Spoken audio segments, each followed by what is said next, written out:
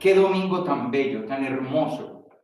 No es casualidad que San Juan Pablo II lo hubiera querido que fuera dedicado a contemplar el milagro de la misericordia entrañable, infinita, insondable de Dios, manifestada en Jesucristo, Señor de la misericordia. Si ustedes se fijan bien en todos los textos que hoy hemos proclamado, desde el primero que nos habla de la vida de la primitiva comunidad apostólica hasta la sanación de Santo Tomás, apodado el Mellizo, todos estos textos tienen de fondo una inmensa dulzura, una dulzura que está marcada por la ternura, la misericordia, el cariño entrañable, es decir, salido del fondo del corazón de nuestro Dios y que nosotros contemplamos, recibimos, festejamos en Jesucristo, Señor que vino con el agua, la sangre y el Espíritu. Hoy unas reflexiones muy sencillas para que disfrutemos de estas lecturas y de este precioso domingo.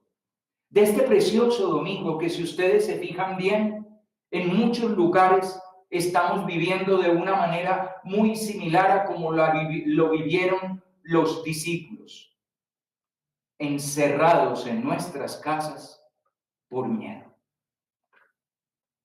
Aquel mismo día, el día primero de la semana, al anochecer, estaban los discípulos en casa con las puertas cerradas, con miedo. Esa primera imagen es la que yo les invitaría a que contempláramos para arrancar la meditación. Nosotros, igual que la comunidad apostólica, necesitados de paz, necesitados de alegría, necesitados de que se alimente nuestra fe, porque lo que nos está rodeando nos atemoriza y eso que nos atemoriza nos hace dudar. Y entonces, teniendo esa escena como de trasfondo en la que nos unimos espiritualmente a aquella comunidad apostólica, entremos a disfrutar de lo que nos dice este domingo. Primero, el día inmenso. Segundo, la sanación. Para poder tener fe. Tercero, una fe que nos cambie la manera de vivir. Primero, el día inmenso. Estamos viviendo un solo día. Tal vez ustedes crean que hemos vivido una semana, pero eso es solamente una apariencia del mundo material. En el mundo espiritual no hemos vivido una semana. En el mundo espiritual estamos viviendo un mismo día. Un mismo y maravilloso día en el que no se ha ocultado jamás el sol. Un maravilloso día que no ha tenido noche y que no ha tenido tiniebla. Un maravilloso día que es el día de Cristo, el día del resucitado, el día del Señor de la victoria. Ese día que nos anunciaba el pregón pascual de que la noche será tan luminosa como el día. Ese día en que el cirio pascual permanece ardiendo y su luz victoriosa se une a las lumbreras celestiales. Ese día en el que ha despuntado el lucero de la mañana, ese lucero de la mañana que es Cristo el Señor, que arde iluminando todo lo que hay que iluminar, que arde destruyendo todo lo que sea tiniebla, esclavitud y pecado. Porque es el día de la victoria. ¿Te pareció que hubo un lunes, pero no fue lunes? ¿Te pareció que a mitad de la semana había un miércoles, pero no era miércoles? Llegaste a pensar que ayer fue sábado, pero es todo algo aparente, como sombras reflejadas en la pared de la caverna que decía Platón, y terminas creyéndote las sombras reflejadas en la pared de la caverna. Pero todos estos días han sido únicamente luz, porque no hay sombras, porque no hay caverna, porque todo es resplandor. Y todos estos días son el siguiente: aquel mismo día, el día primero de la semana. Y ese es el día de nuestra fe. Celebramos la Eucaristía más solemne todos los domingos, porque todo domingo en la vida de la fe es aquel mismo día, el día primero de la semana. Y porque los cristianos, desde que vivimos el bautismo, vivimos en el gozo y la alegría de aquel mismo día, el día primero de la semana. Y nosotros nos dejamos quitar la luz de ese día y dejamos que venga la tiniebla de la noche con sus incertidumbres, con sus zozobras, con sus terrores nocturnos, con sus horrores de las tinieblas. Y dejamos que vuelva otra vez el manto oscuro del pecado y la sucesión de los días como un tiempo terrible que todo lo devora y que se devora nuestros años y nuestros esfuerzos y nuestra salud, porque se nos olvida vivir en el mismo día inmenso, donde se ha detenido el tiempo porque lo que habita es la eternidad. El día inmenso que proclama y anuncia con voz de infinita alegría que la muerte ha sido derrotada. Vive Cristo, esperanza nuestra, y su vivir es la más hermosa de las noticias. Cristo vive y nos quiere vivos en su vida, en el día que no tiene ocaso, aquel mismo día, el día primero de la semana. ¿Y qué pasa en aquel mismo día, el día primero de la semana? Que Jesús nos sana. El Señor resucitado se apiada de nosotros y viene para sanarnos. ¿De qué estamos enfermos nosotros? Estamos enfermos de miedo, de tristeza y de algo todavía peor, de duda. Y una duda que nos ha llevado a lo que destroza el alma humana siempre, y es la amargura. De todo eso estamos enfermos. Porque cuando se pierde la luz de la fe, el ser humano se hunde en el cinismo propio de la duda, un cinismo que hace que todo vaya perdiendo progresivamente sentido, primero adentro y después afuera. No es casualidad que para muchos preadolescentes o adolescentes la vida se les vaya volviendo menos emocionante y menos alegre y menos gozosa, porque en el justo momento en que empiezan a perder la fe, que creen que no pierden nada, la vida empieza a verse con menos ilusión.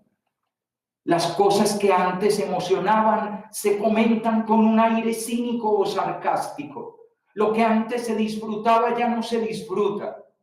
Aquello que en otras ocasiones era motivo de tanta emoción, ahora ni siquiera emociona. Por eso tal vez gustan tanto de estar apoltronados, haciendo lo que mejor saben hacer: nada. Encerrados, con las puertas cerradas, con miedo, con tristeza, llenos de duda y caídos en la amargura. Y eso solo lo puede reparar Cristo, porque las enfermedades del alma no las cura nadie más. Te puedes tomar un tarrado de pastillas que nada te sacará de esa postración del espíritu en que se hunde el ser humano cuando se hunde en su alma. Y llega Cristo, el Señor resucitado, victorioso, para quien no hay puertas, porque recuerden, Él es la puerta por la que se entra y por la que se sale. Y por lo tanto entra ese Señor victorioso, y lo primero que nos lleva para sanar nuestro temor es la paz. Lo contrario del temor no es la valentía. Lo contrario del temor es la paz. La paz que tenemos en Dios. Dios nos reviste de paz. Y Dios nos reviste de paz porque si Dios está con nosotros no tenemos nada que temer. Arriba de Dios no hay nadie más fuerte que Dios, no hay nadie más abajo de Dios, no hay nadie más luminoso que Dios, no hay nadie. Si Dios está con nosotros, nosotros tenemos todo lo que necesitamos para vivir y resplandecer. Por eso no tenemos miedo, por eso el miedo se ha ido, porque Cristo resucitado nos impregna, nos llena, nos baña con su paz. Y esa paz aquieta el corazón. No te quedes esperando a que las noticias del mediodía te traigan la paz. No te quedes esperando a que la solución de un problema práctico de la vida sea lo que te traiga paz. Porque los problemas que se solucionan un día se vuelven a armar días después. Porque lo que humanamente se cura en un momento vuelve a fallar un tiempo suficientemente corto o largo más tarde. El único que deposita paz para todos los momentos, paz en la salud y en la enfermedad, paz en la tormenta y en la calma, paz en los días luminosos y en los días tenebrosos, paz para cuando todo sonríe y para cuando todo cuesta, paz para cuando todo nos sale bien y paz cuando todo nos sale mal. El único que te regala la paz que disipa todo temor es Cristo el Señor resucitado. Y entonces nos dice el texto de San Juan, los discípulos se llenaron de alegría al ver al Señor. ¿Cuál es el motivo de la alegría? El motivo de la alegría es lo que podemos ver. ¿Y qué es lo que podemos ver? En Jesucristo hemos podido ver el amor de Dios. Y viendo el amor de Dios ya sabemos quién es Dios. ¿Quién es Dios? Dios es amor. ¿Qué hace Dios? Dios ama. ¿Y cuando Dios ama, qué hace en nosotros? Nos da nueva vida porque volvemos a nacer. Nacemos de Él. Y al nacer de Él, nos volvemos hijos de Él. Y de ahí es de donde viene la alegría, una alegría que no nos pueden quitar. No hagas depender la alegría de lo que tienes, ni a lo que vas, ni de lo que disfrutas, ni de lo que comes, ni de lo que tomas, ni del pequeño placer que tienes. Porque al fin de cuentas, todas las alegrías humanas son fugaces y pasajeras.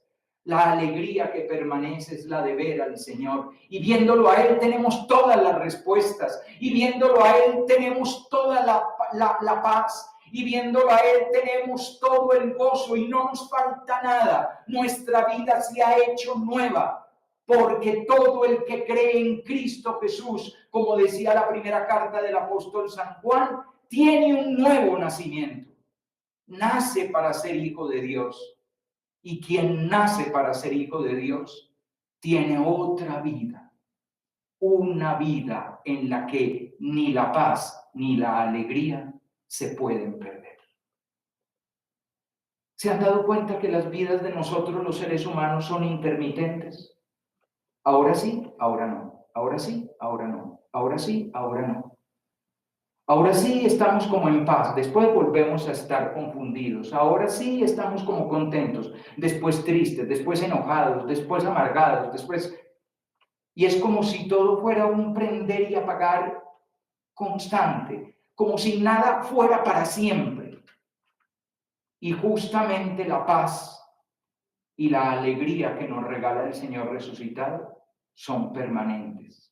Recuerden, aquel mismo día, el día primero de la semana en el que vivimos un día que no se acaba, el día inmenso. Y claro, ¿qué es lo que causa la pérdida la pérdida de la paz y por lo tanto el temor y la pérdida de la alegría y por lo tanto la tristeza? Eso lo causa la duda, la pérdida de la fe.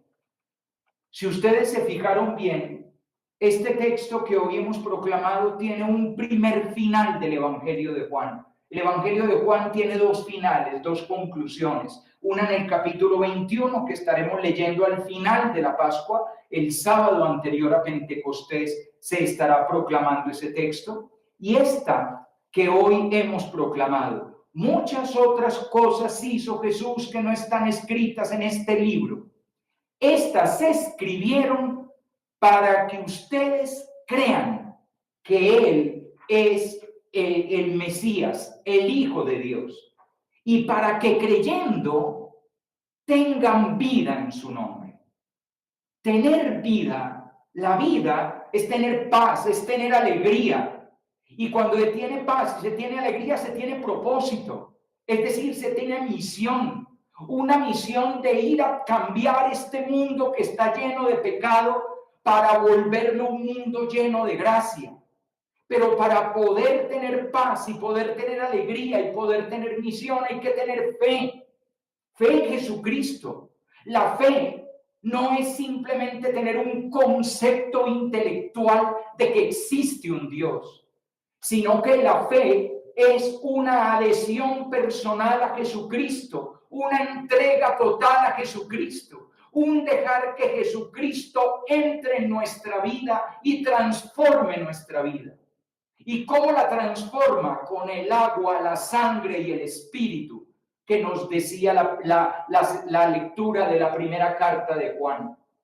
El agua, la sangre, el espíritu, ¿vieron esos signos? Los vieron en la pasión, en el capítulo 19 de San Juan, que proclamamos el Viernes Santo, del costado roto, traspasado del Señor de la cruz, brotó al instante agua y sangre, y Él entregó el espíritu, agua, sangre y espíritu. Y hoy lo decíamos de una manera muy bella en la oración colecta. Decíamos, el agua del bautismo que nos ha purificado, el espíritu que nos ha reengendrado, es decir, que nos ha dado nueva vida, y la sangre que nos ha redimido. Creer en Jesucristo no es creer en una idea. Creer en Jesucristo es dejarle a Jesucristo que el agua del bautismo transforme nuestra humanidad, que su sangre que nosotros recibimos plenamente en la Eucaristía nos dé un nuevo nacimiento, una nueva vida, y que el Espíritu nos llene para el conocimiento de la verdad completa, que ese Espíritu nos renueve de tal manera que tengamos toda la salvación en nosotros. Y eso se va a ver manifestado de una manera preciosa en el apóstol sin fe.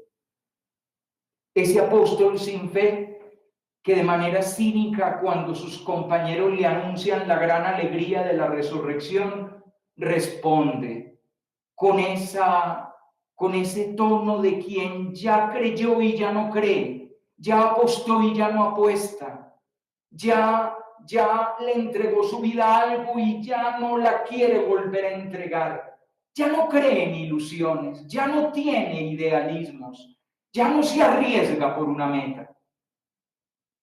Es una especie de cansancio del alma, una apatía del alma, una asedia, la enfermedad más grave de la vida espiritual, que es ya no sentir nada verdaderamente intenso en la vida interior. Bah, que lo vieron vivo. Si no veo los signos de los clavos y de la lanza, si no meto el dedo en el agujero de los clavos, si no meto la mano en su costado, yo ya no creo. Yo ya no me apunto a grandes proyectos. Yo ya no me apunto a ir por ahí anunciando el Evangelio.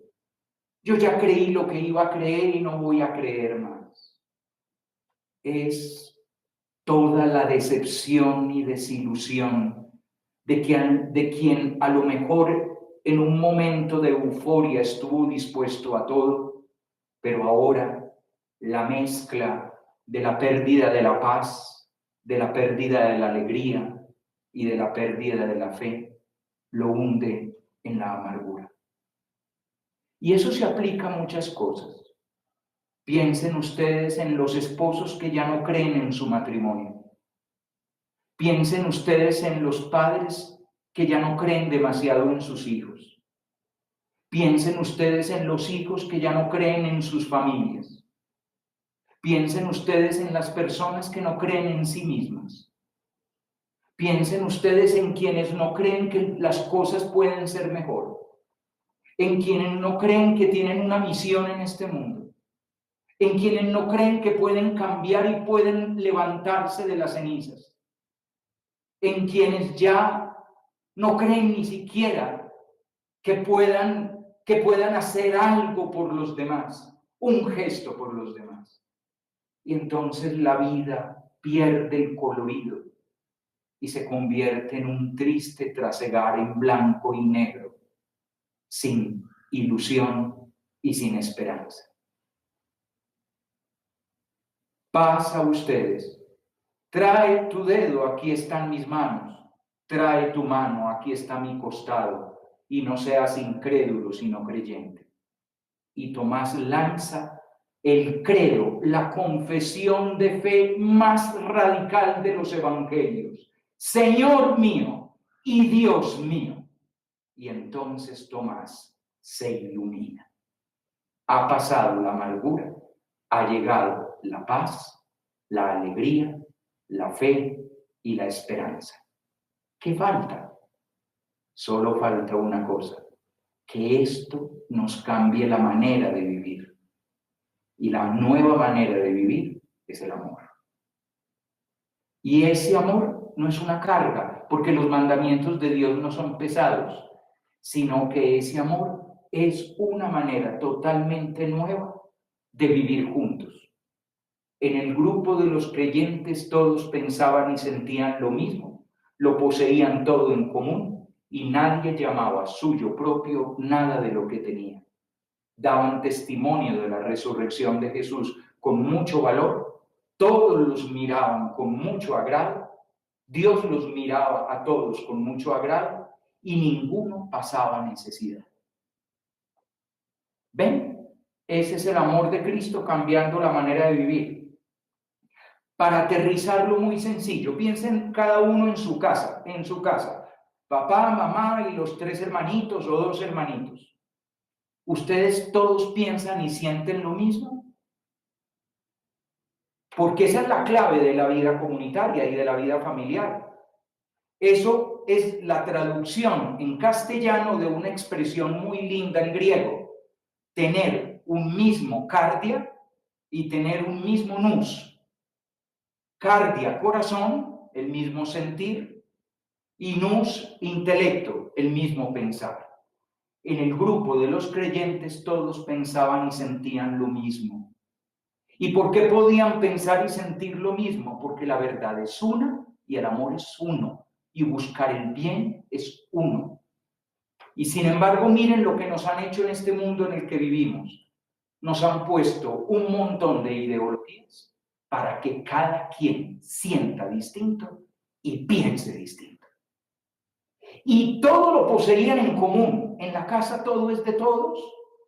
¿O cuántas peleas has tenido con tu hermano porque se puso una camiseta tuya o un saco tuyo? Porque lo mío es mío. Mi computador, mi pieza, mis auriculares, mi programa, mi tiempo, mi espacio, mis cosas. Y ahí es donde rompemos en pedazos una familia. Mis derechos. A lo que yo puedo hacer con mi vida, porque yo con mi cuerpo puedo hacer lo que me parezca. El amor de Dios cambia la manera de vivir. Y podríamos empezar por casa, teniendo un mismo corazón y teniendo un mismo pensar, no llamando propio nada de lo que tenemos, poseyendo todo en común, dando testimonio de la resurrección del Señor. Y si alguien pasa necesidad, entregar lo mío, para que ese alguien que pasa necesidad ya no la pase nunca más. No sé si se vieron el Viacrucis del Papa, que este año fue con niños. Tuvo momentos muy conmovedores, llenos de ternura. Pero recuerdo ahora una de las cartas que escribieron los niños italianos, una niña en particular, que decía que el domingo anterior habían ido a la misa y que el párroco había hablado de unos inmigrantes, de niños inmigrantes que no tenían juguetes y que si podían donar algunos juguetes. Y ella llegó a su habitación llena de estanterías con muñecas maravillosas que había reunido de todos sus cumpleaños y fiestas y a las que les había puesto nombre y todas las quería. Y entonces sacó una cajita para hacer una ofrenda y en ella puso unas poquitas muñecas, las más viejas, las más deterioradas y las que menos le gustaban. Se intentó dormir, pero no pudo. Encendió la luz, volvió a levantarse y al final las cajas estaban llenas y las estanterías estaban vacías. El amor.